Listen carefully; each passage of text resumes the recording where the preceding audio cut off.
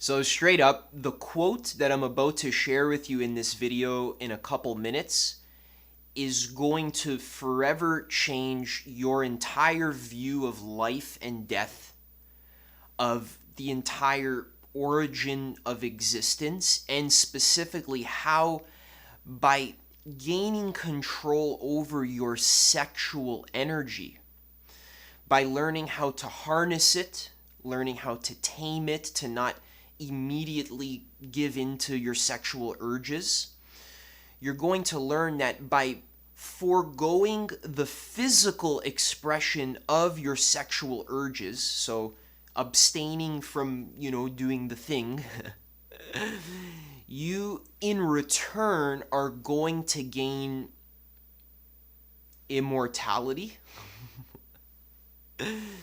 You're going to gain the status of genius. Your reason, your mind, and your heart will come into union, and you'll be able to create masterpieces. You'll have control over your reality. It will feel a lot easier for you to get the things that you want in your life. It's going to require a lot less effort. You're going to feel like you can just do a little tiny easy thing and then you can make thousands of dollars in a way that feels aligned for you. The same in your relationships as well. You are going to feel significantly more attractive when you're in social situations, to the point where you don't even feel like you need to put on a show or to prove yourself or to do anything. It's just like you're going to beat reality, basically. I know this is a gigantic claim just for a little simple YouTube video, but honestly, once you see the quote that I'm about to share with you, things are going to change and you're going to understand what I mean. It's a very powerful thing. Firstly, I just wanted to provide a little bit of context so that the quote hits extra hard. Okay, so we're going to set it up a little bit and it's going to be worth it. This is a life-changing topic that has been on my radar for about 8 years, I'd say. When I was 16, I was very addicted to watching porn and playing video games and smoking weed, but I would just watch way too much porn. I would overuse my sexual energy and it caused me to feel depressed. I didn't feel confident around girls. I didn't know how to be attractive.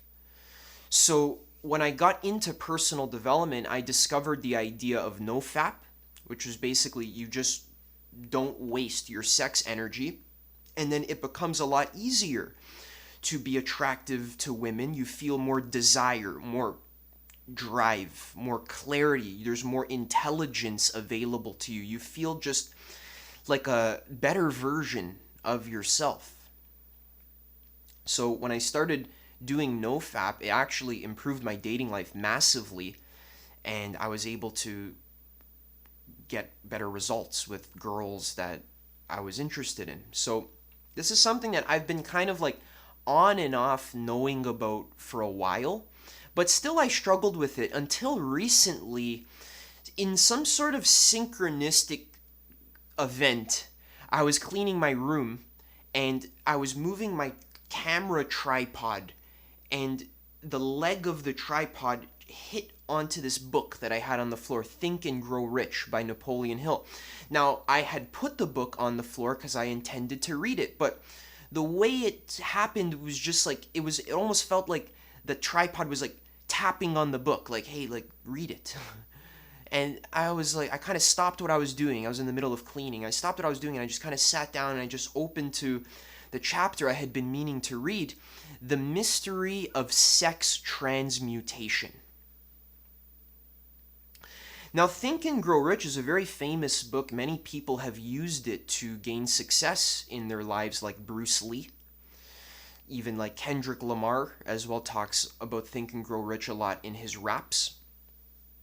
Napoleon Hill's the author. It's a very, very popular, famous book. I recommend you read it. So, chapter 10 is about the mystery of sex transmutation. And as I was sitting in my room, it hit me in a way that it has never hit me before. I've read it before, but today, or it wasn't today, it was a week ago, but it just started to make a lot of sense to me. The idea is that sex is man's most powerful emotion, and this is true for women as well. Okay, so I'm using men to include women as well. Sex is man's most powerful emotion. It drives you to be amazing. I've noticed this in my life. When I haven't had sex or I haven't masturbated in weeks, and there's all of a sudden an opportunity to date a girl or to get sex, then all of a sudden I become a genius, and like it's like my brain fires on all cylinders. I think of all the logistical scenarios of all the places I could take her out on a date. All of a sudden I become smarter, I become funnier, I become more charismatic, and I become more interesting, I become sexier, cooler, everything. Because man will literally move the entire world just to get sex. It's a very, very powerful, it's a primal drive.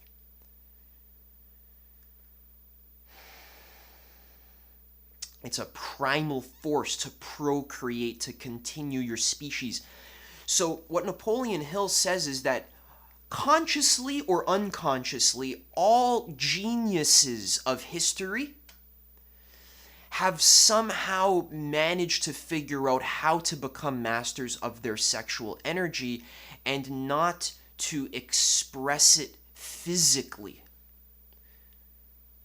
Because when you express the sex energy physically, it puts you onto the plane of animals. You live more like an animal. And we're going to talk more about that with the master quote, which I'm going to share in a second. But if you blow your load a lot, and even if you're a woman as well, if you have too much physical sex, you live like an animal. It's like you'll eat whatever food is put in front of your face. You'll watch whatever entertainment is put in front of your face. There's just less motivation, and I find in my life that I have less power. And remember, power is not like a massive amount of force, but true power is actually the ability to only have to do a little tiny motion, a tiny little finger lift, and to have an entire universe move. So true power doesn't need to use a lot of force in order to get what it wants. And this is what I've been finding after reading the Think and Grow Rich. For the last few weeks, I've been practicing the sex transmutation. I've been finding that I've been having a much easier time in my business, coaching my clients, attracting new clients, selling clients as well, convincing them that I can transform their lives. Because even in the book Think and Grow Rich, he says you should put the energy of sex, instead of expressing it physically, you should express it creatively. That is your human potential. That's your gift. You have the ability to create non-physically. You can create ideas. You can use your mind. You can imagine future realities. And you can create what you want to see in the world with your mind, with your will, your intention. This doesn't always have to require tons of physical effort. Sometimes it's just a little bit of effort paired with the faculty of imagination. So I've found that things have gotten a lot easier for me in my business, my relationship, etc. He says in the book to put the energy of sex into sales enthusiasm or into some kind of artistic endeavor that you're creating. So I was applying the mystery of sex transmutation in my life by simply refraining from expressing my sex energy in a physical way. Instead, just not doing that and just seeing what happens to my energy. And I found that my life, I've just felt better, felt more powerful, more strong, more full of desire, more intention. I feel like life is easier. Life is a lot easier and more fun. And basic moments start to feel like sex. I feel like I'm having sex. In a second, when we read this quote, which we're going to read right now, you're going to see what I mean when just reading this quote is like having sex for me. It's a phenomenal thing. So, as I was doing this, it was amazing. Again, another synchronistic event. Somehow, I picked up this book called The Autobiography of a Yogi by Paramahansa Yogananda, another very famous personal development book. The only book that Steve Jobs had on his iPad when he died. It's a very inspiring book. And again, I just flipped to a random page, and lo and behold, it's like the most profound thing ever. Like ever. Extremely profound. And this took the sexual transmutation idea from Think and Grow Rich to a new level of like, what the fuck? Like, holy shit. Okay, so we're going to read it right now. So this explains existence, all right? So the author Paramahansa Yogananda is sitting in a room with his teacher, and they're talking about Christianity. They're talking about the Bible. And specifically, Yogananda has a question about the book of Genesis. He says, "The Adam and Eve story is incomprehensible to me.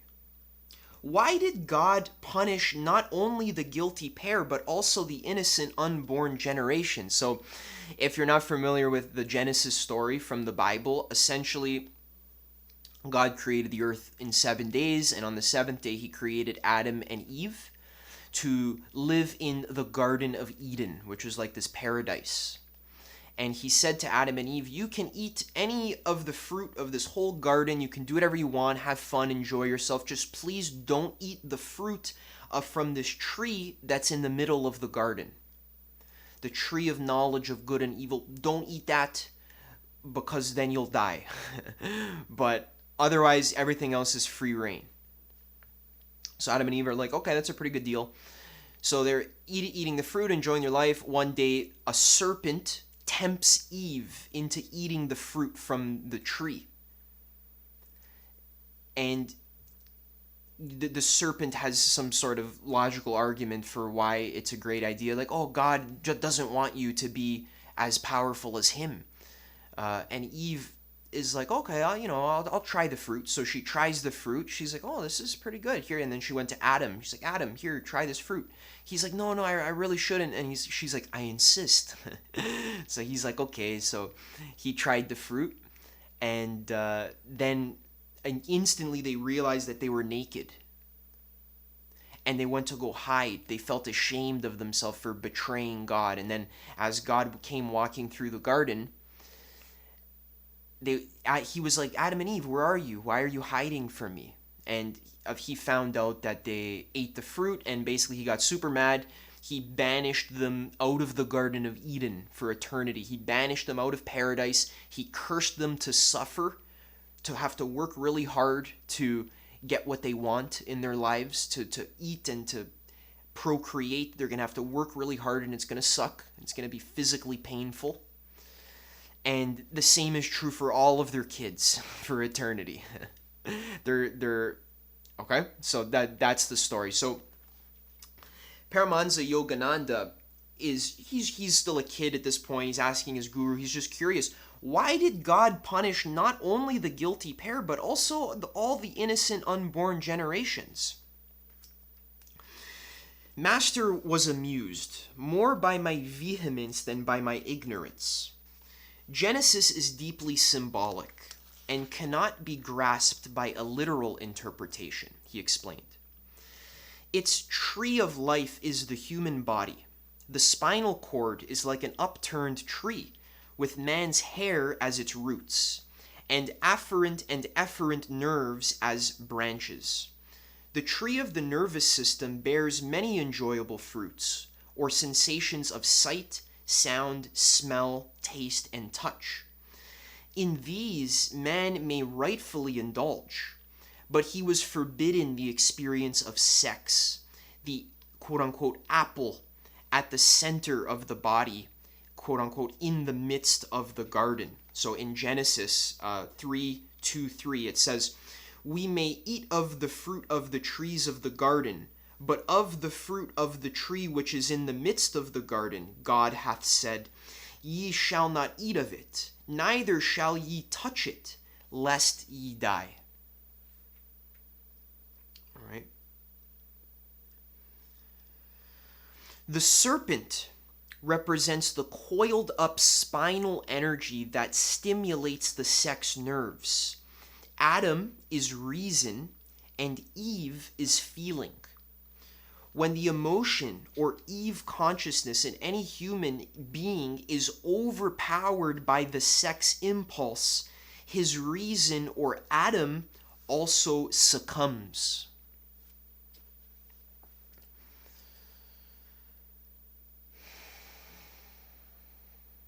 Just letting it sink in. Okay.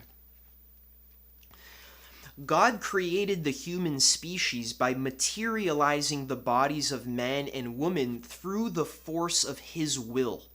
He endowed the new species with the power to create children in a similar, quote unquote, immaculate or divine manner.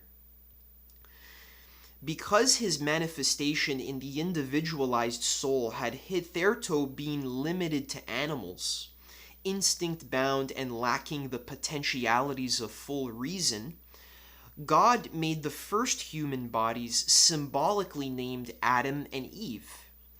To these, for advantageous upward evolution, he transferred the souls or divine essence of two animals. In Adam or man, reason predominated. In Eve or woman, feeling was ascendant.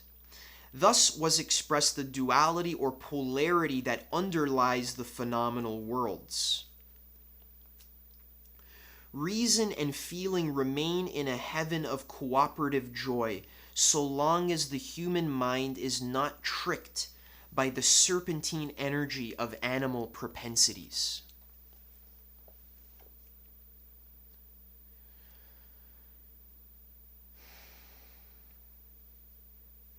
So I hope you're getting this so far. I'm going to go back and explain some points, but this is next level. Okay? The human body was therefore not solely a result of evolution from beasts, but was produced through an act of special creation by God. The animal forms were too crude to express full divinity. Man was uniquely given the potentially omniscient thousand-petaled lotus in the brain, as well as acutely awakened occult centers in the spine. Okay, guys, don't you lose your attention. I know it's a long quote. Just listen. Trust me, it's worth it. This next one is a banger. Okay, listen to this. God, or the divine consciousness present within the first created pair, counseled them to enjoy all human sensibilities with one exception: sex sensations. These were banned, lest humanity enmesh itself in the inferior animal method of propagation. The warning not to revive the subconsciously present bestial memories was unheeded. Resuming the way of brute procreation, Adam and Eve fell from the state of heavenly joy natural to the original perfect man. When they knew that they were naked, quote unquote, their consciousness of immortality was lost. Even as God had warned them, they had placed themselves under the physical law by which bodily birth must be followed by bodily death. So there's a bit more to finish, but like, you see what's happening here? And you see this whole thing?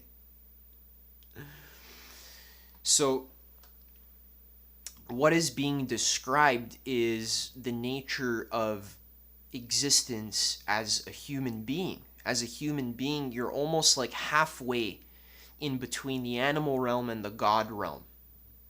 You have both within you, almost like a centaur. There's like the bottom half is a horse and then the top half is a human. That's a good example of just a normal human who's not a centaur.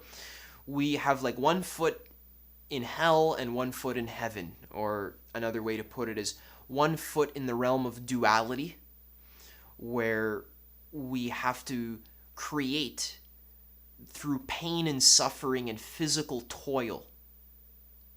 Reality is difficult and hard, and it requires a grind, and we're afraid of it. We're afraid of life. We're afraid that things won't go our way. We're afraid to die.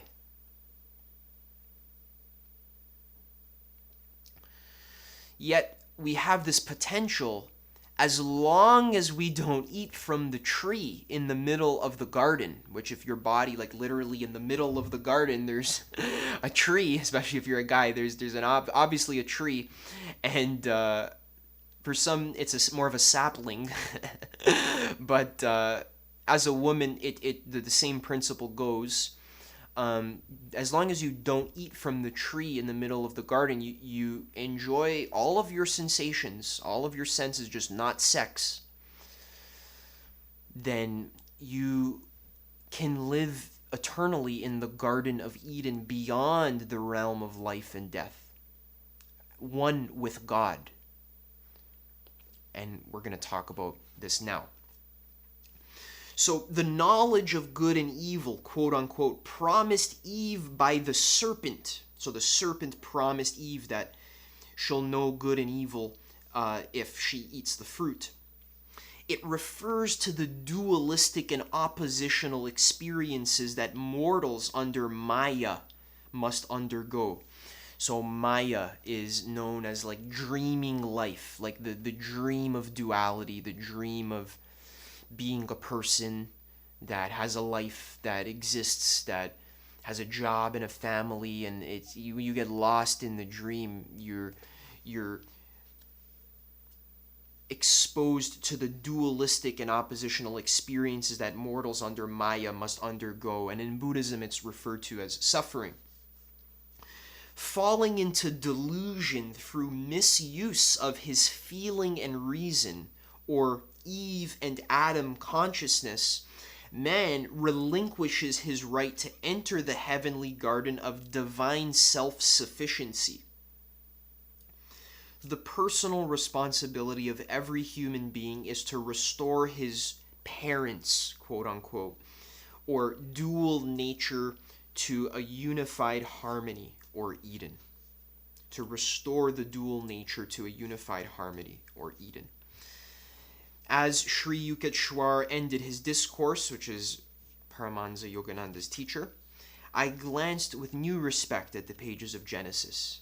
"Dear Master," I said, "for the first time I feel a proper filial obligation toward Adam and Eve." So finally I relate to them.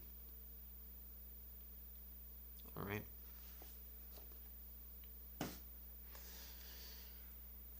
Whew. So that was a lot to digest. Yeah, so I mentioned I'd go back and interpret some of the things, but I feel like the point is pretty much made. If you have questions or such, you can leave them in the comments. The last thing I wanted to talk about was just like practically speaking, how to come to terms with everything that has just been said.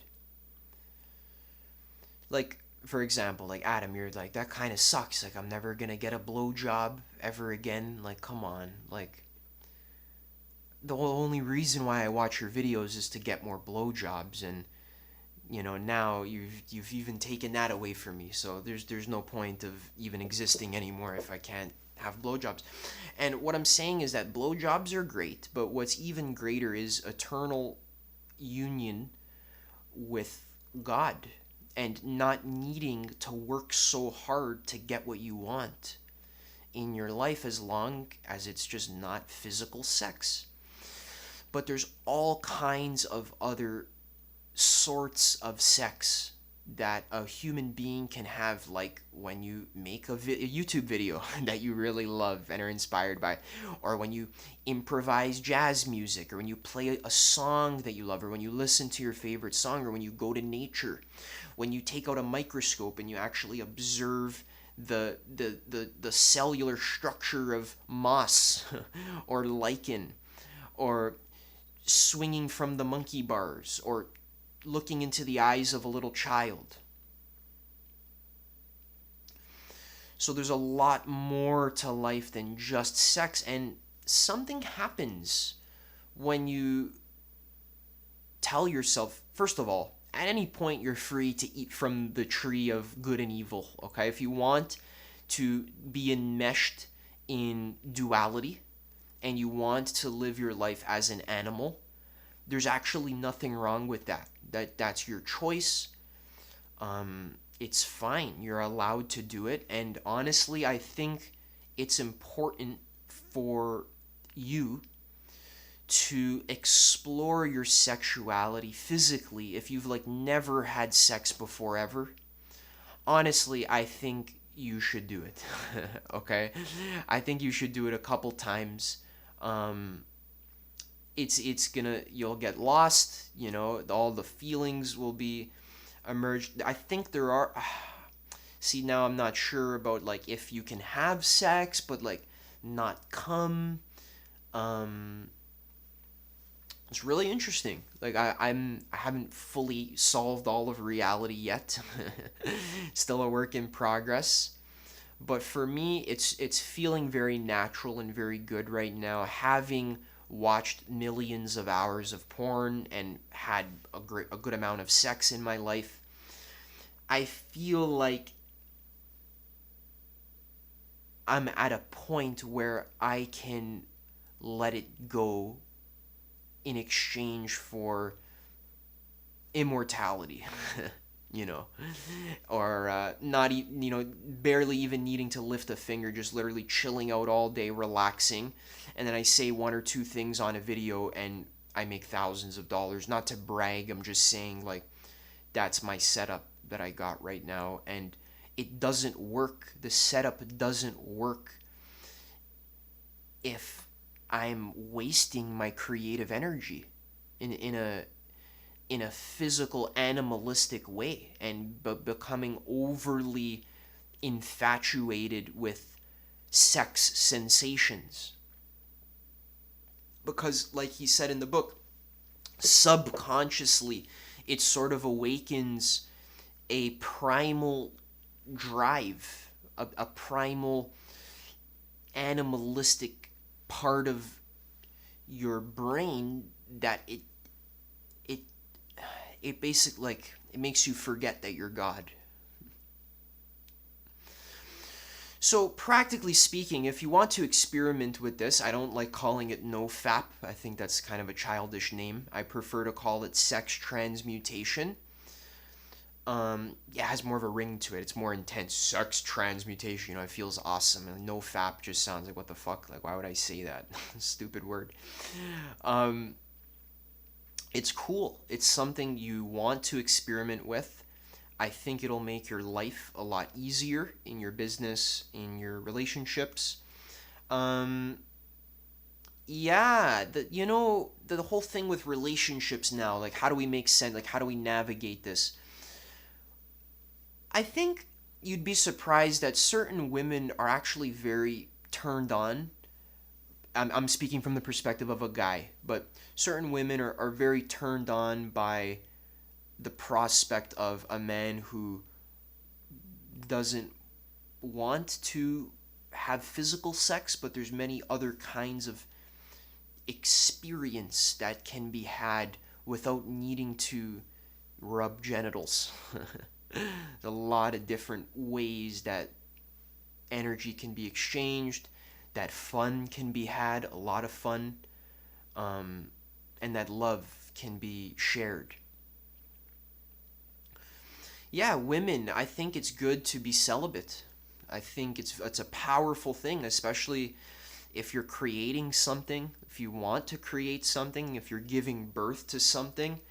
I think it's powerful to hold your sex energy. Um, maybe you might feel like your boyfriend is gonna break up with you, if you don't give him sex, but that's really no way to live, honestly. That's no way to live. You're not a sex dispenser. Okay. If you want to be celibate, because you'll get immortality in exchange, then that might be worth it. Now, when I say immortality, I'm talking about how, first of all, notice that many mystical traditions in all over the world, whether it's Hindu or Buddhist or Christian or Muslim, they do restrain from sexual use. They don't use their sexual organs in a physical way. I think this is important to note because these people who are very serious about attaining the state of union with God, they don't involve themselves in sex sensations. So I think that's just something important to take note of. Yeah, I think it's good to trust. I think it's good to trust that, like, let's say your man wants to break up with you because, you don't want to have sex with him. I think you'll be okay. I think as Eve, right, it's your job to take the lead in certain senses. It can be very powerful. You can align with someone who's a much more powerful being. Um, yeah, and you know what? I'm not going to give you like all the answers here. At the end of the day, it's your life. You're the creator. Of course, you can eat from the tree of good and evil, but just know what it does. Okay? Just understand what's happening. You're you're losing your godly power to live an effortless and easy life that doesn't require much effort. It's fun and spontaneous, and you can travel and have sex with life instead of having to have sex with a person. Sure, I guess that's cool. Maybe I'll eat my words in a year and, go on a sex rampage. Who knows, right? I don't have the whole puzzle figured out yet, but it's just seeming like life is sex. I have sex when I blend frozen bananas in a smoothie with one apple, two frozen bananas, some cinnamon, and two dates, and a little bit of water to blend. Blend that in a smoothie. It's like an apple banana parfait. That's my sex. Or when I drink my celery juice, or when I make my videos, or when I go to nature, when I look at a bug crawling on the grass, when I help someone, when I make thousands of dollars, when I just it's enjoyable. And it's easy because I have the energy to do it. I'm motivated. I have infinite time. We're in the Garden of Eden. I'm not going to die. Again, so let's talk about the immortality thing, okay? So when I say immortality, we're talking about knowledge of what reality actually is. Of course, your body is going to grow old and change forms, okay? Your body already has died within this video. It's changed. The certain cells have died. You're not the same person you were when you started the video. So, of course, reality grows and changes, and the same with your body. You're going to change forms. You are going to die. But you're not the body.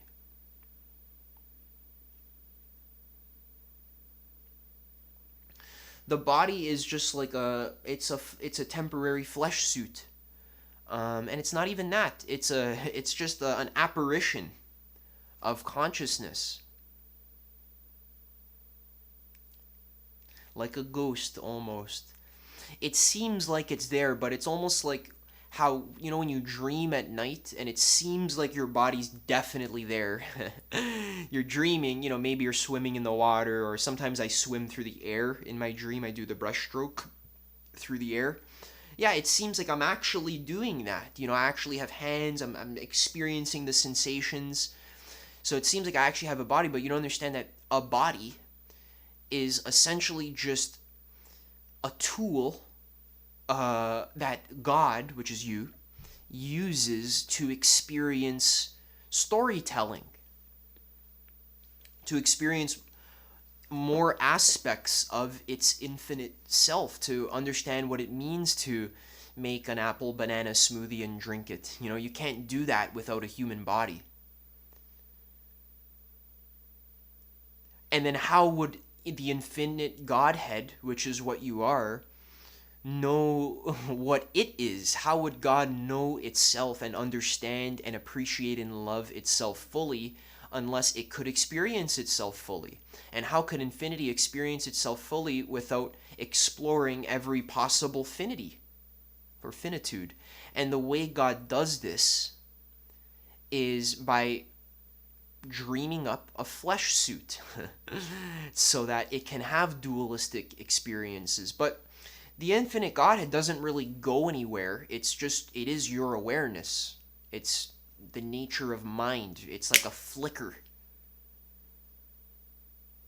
It's not solid. It's dream substance.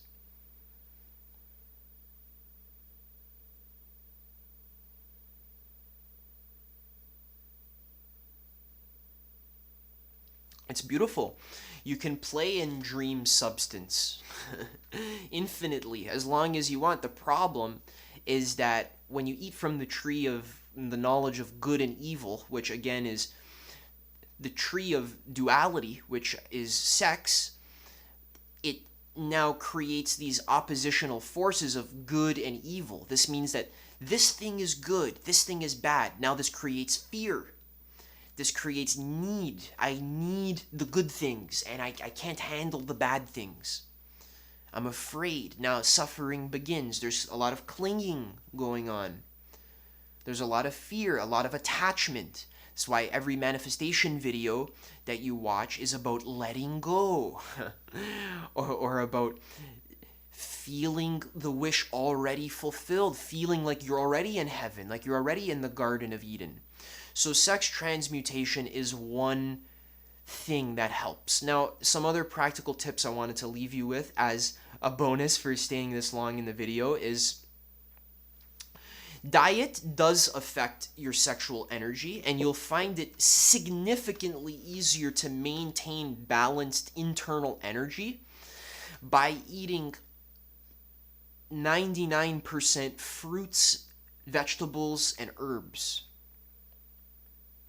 Okay? There's a lot of stuff about like meat has B12 or meat has protein that you need or meat is better than vegetables. This is misinformation. Unfortunately, some humans on Earth are deluded and they share their delusion, and it's easy to get lost in it. So there is some very powerful diet information that I've shared on my channel. It's from the medical medium who is channeling God and is explaining to the humans how the diet actually works, how the body actually works, because science is not going to do it. They've been failing really bad, which is why hundreds of hundreds of millions of humans are chronically ill, probably you as well. And it's because we don't understand how the body actually works, because there's not a lot of funding going into understanding the healing power of fruits and vegetables. Okay, so I don't want to go into the whole thing, but basically when you do eat majority fruits and vegetables, it burns clean in your system. And specific foods like eggs, nuts, and meat, if you have too much of it, especially you don't want to have eggs in general, But what it does is it does overstimulate your sexual energy, and which is why when you jack off too much, then the next thing you want to do is go eat food. And a lot of time it's heavy food, dense food, because you want to replenish that sexual energy. But if you're holding it, then you don't want to be like clogging your body. You want the energy to flow smoothly. So those high vibrational fruits that are filled with vitamins, nutrients, and liquid that hydrate your body and clean you, highly recommended to make everything easier. Yeah, and of course there's all sorts of other things, like self-actualization is involved. You're going to need to learn how to meditate, which I talk about here. You're going to need to learn how to create the reality that you want in a relaxed way. Still putting in some effort, but not needing to put in that much effort, because the higher levels of vibration can create reality almost like a dream where you think of it and it's there. Because you have the power of God in your corner, in your back, okay?